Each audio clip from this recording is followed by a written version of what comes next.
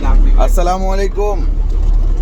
যারা বাংলাদেশ থেকে সিঙ্গাপুর বা মধ্যপ্রাচ্যের কোনো দেশে যাইতে চাচ্ছেন, দেশের বর্তমান পরিস্থিতির উপর ভিত্তি করে বাংলাদেশে এয়ারপোর্টের একদম নিকটবর্তী জায়গায় এক রাত একদিন থাকার সুব্যবস্থা আছে মাত্র 200 টাকা। অনলাইন পেমেন্ট, অনলাইন বুকিং, যাত্রী ছাড়া অন্য কেউ থাকতে পারবে না। ওখানে আপনাকে দেখাতে হবে যেটা পাসপোর্ট আর ভিসা আর হচ্ছে টিকিট।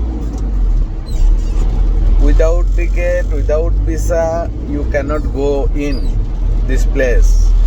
ওকে, সো আমি লিঙ্ক দিয়ে দিব ভিডিওর ডিসক্রিপশন বক্সে, এবং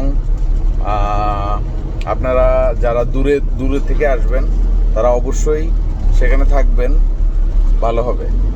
ঠিক আছে, ওখানে রেস্ট করে তারপরে আপনি বিমানবন্দরে 3 ঘন্টা আগে চলে যাবেন।